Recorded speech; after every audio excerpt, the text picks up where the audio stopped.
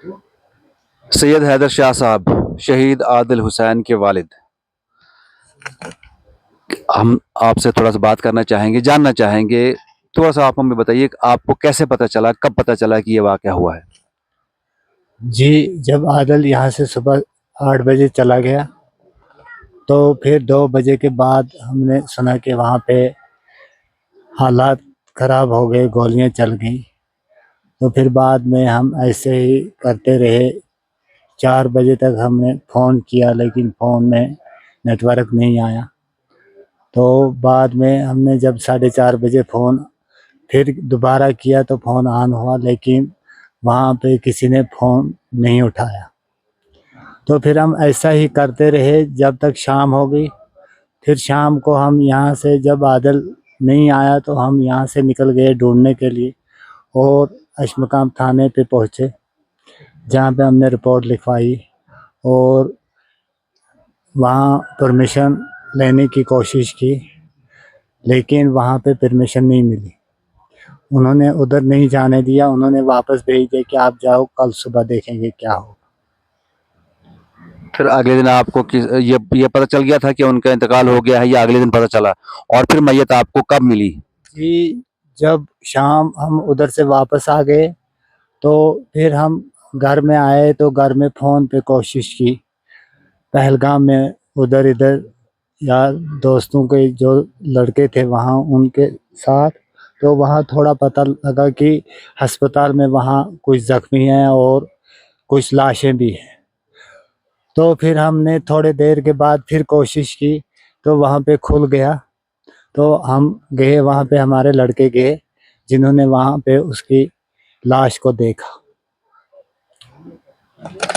ये तो नहीं पूछना चाहिए कि उस वक़्त आपकी क्या कैफ़ियत रही, तो ज़ाहिर-सी बात है क्या हुआ होगा, लेकिन कैसे आपने अपने आप को और बाकी घरवालों को, बाकी बच्चों को, आदिल की वालिदा को सँभाला उस वक़्त?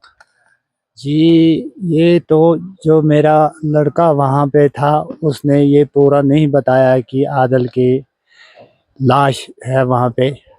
उसने बताया यही कि वो ज़ख्मी है, उसकी टाँग में गोली है।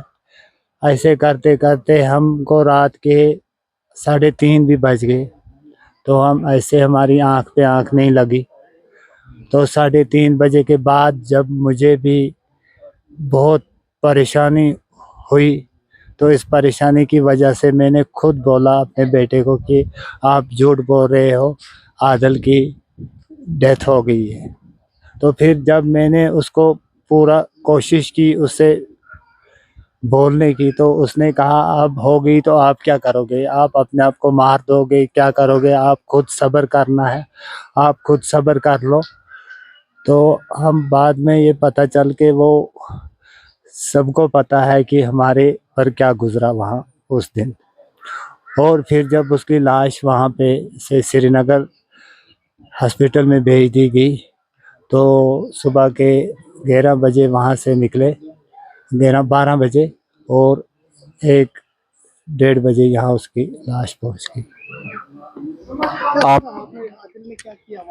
आपने क्या आपको क्या खबर मिली कि आदिल का इंतकाल कैसे हुआ है? क्या हुआ? आदिल ने क्या किया था?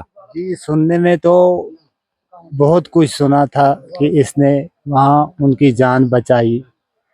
वहाँ जो इसका ग्रुप था, इस उसी ग्रुप में से इसका एक आदमी जो वहीं पे उसकी मौत हो गई गोली लगने से।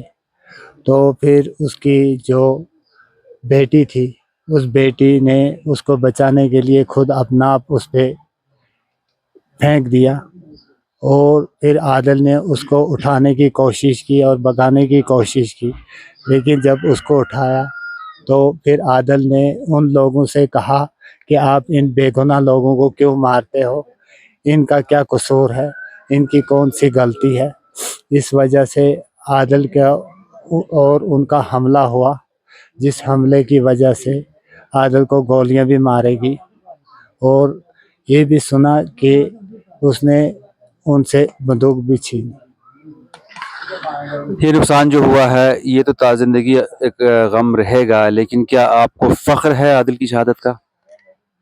जी, गम तो है, अगर ऐसा ना होता तो गम ही गम होता। लेकिन जो उसने लोगों की जान बचाई तो इस पे फ़ख्र भी होता है कि उसकी मौत का इस पे फ़ख्र भी होता है, उसके शहीद होने पे इसका फ़ख्र भी होता है। क्योंकि जैसे कि आज आदल की बहनें भी तड़प रही हैं, रो रो के मर रही हैं। आदल का माँ बाप भी रो रो के मर रहा है। आदल के भाई भी रो रो के मर रहे हैं। और जो 25 लाशें चले गई, उनके कितने घर वाले होंगे जो अभी रोते तड़पते होंगे, या कितने बच्चे होंगे, या कितनी बहनें होंगे, या उनकी कितनी माएँ होंगी जो इस वक्त तड़पती होंगी। थोड़ा सा आदिल के बारे में जानना चाहेंगे, बचपन से कैसा था वो आदिल, क्या मिजाज था?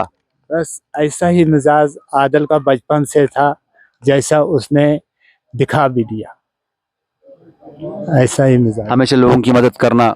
हमेशा लोगों की मदद करना, गलत का साथ कभी ना देना, और अपने घर वालों के साथ अच्छा सलूक करके खुशहाल रहना। शुक्रिया, थैंक यू।